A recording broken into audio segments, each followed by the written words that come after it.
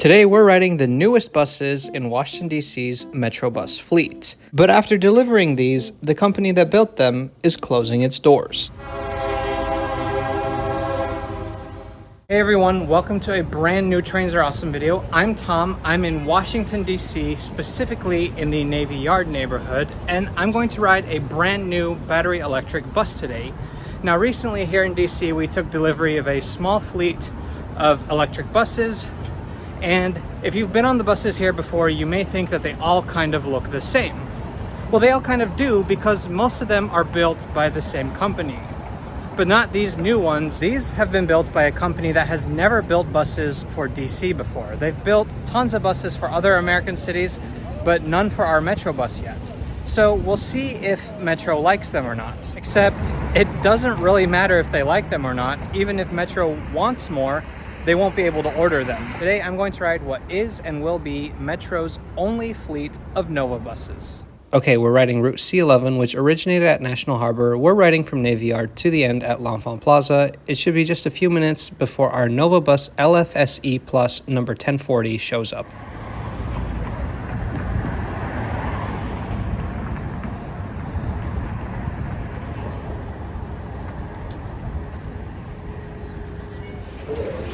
Hello. These buses have all the modern features that we've come to expect. Capitol Street, Southeast. Working passenger information screens and USB-A and C chargers located under the seats. I really like the new bus seats that Metrobus has been implementing. I think what's most notable about these, though, is the strange interior layout. It's definitely different from what we've seen in DC buses before this. The front half of the bus only has a 1x1 configuration. Just window seats, basically. I think that this is to maximize standing space, which honestly, on some of these routes, is not a bad idea. Nova Bus is a Canadian company. It is based in Quebec, and it was founded in 1993. Since 2004, it has fully been owned by Volvo. In 2008, they opened a US factory in Plattsburgh, New York. What followed was a massive boom in popularity, especially in the major cities. You go to New York, Chicago, or Philadelphia, and you'll see these everywhere. The Nova Bus LFS is easily recognizable by its big round headlights. But in 2023, Nova Bus announced that they were closing their plant in Plattsburgh once they had completed their last US orders, and they were going to focus solely on the Canadian market. The WMATA order for electric buses happens to be one of those very last US orders. Now that the first vehicles of that order have been delivered and are in service, it means that Nova Bus's departure from the States is imminent. The fact that these are the last American Nova buses isn't just a problem for bus fans, it's a problem for passengers. The cost to purchase buses in the United States is extremely high. While an electric bus can cost as low as $300,000 in other countries, in the States, you're looking at upwards of $1 million, maybe $500,000 for diesel buses. Of course, the more expensive a bus is to purchase, the less agencies can purchase, meaning lower frequencies, or higher fares, depending on how you look at it. The Brookings Institute published a paper called Paying Less for Transit Buses, in which they pointed out that American transit bus costs have not gone down like you would expect with technological advances. There are a number of reasons they give for this, including the fact that, according to the authors, American transit agencies customize their vehicles way too much. But another factor is the extreme scarcity of bus manufacturers. Essentially, while a few years ago there were several bus companies an agency could choose from, today there are two main ones left, New Flyer and Gillig. If you've thought to yourself recently that all buses are kind of looking the same these days, well, they are. Now, with the departure of Nova Bus, it means that agencies are stripped of yet another choice.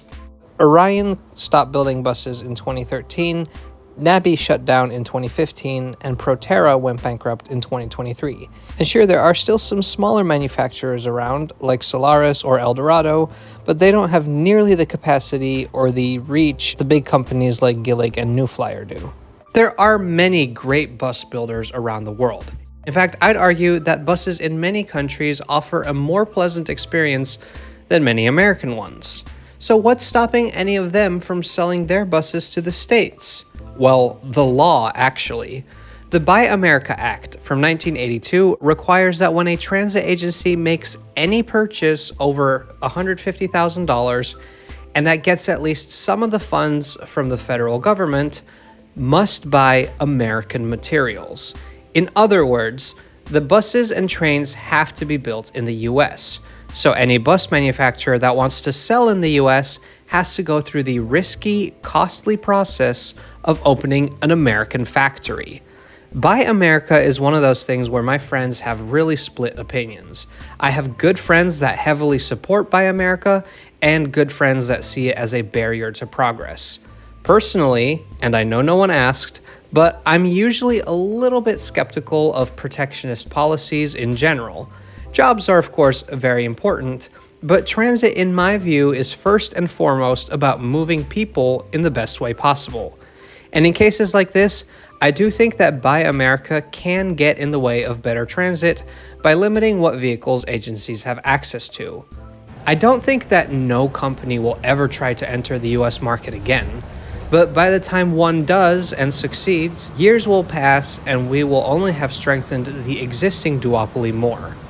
Anyway, we're almost at L'Enfant Plaza. Even if it is worrisome that another bus manufacturer is leaving the country, it is pretty cool to ride on one of the very last ones, and here in DC of all places. It's so weird to see a bus that looks very Chicago or New York-y, but in the Metrobus livery.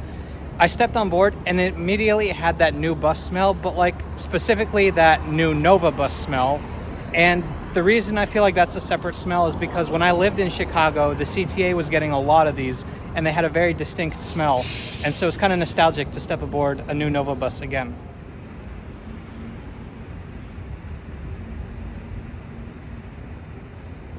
So yeah, these are some of the very last Nova buses that will ever be delivered to a US agency, unless of course they someday reopen a factory. I think we're getting 5 total, 4 of them have been delivered, and so they'll always stay a tiny fleet.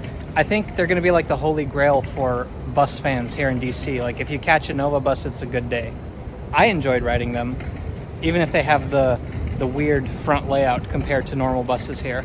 Anyway, thank you so much for watching today. If you enjoyed this video or you learned something new, please subscribe to Trains Are Awesome. We'll see you next time.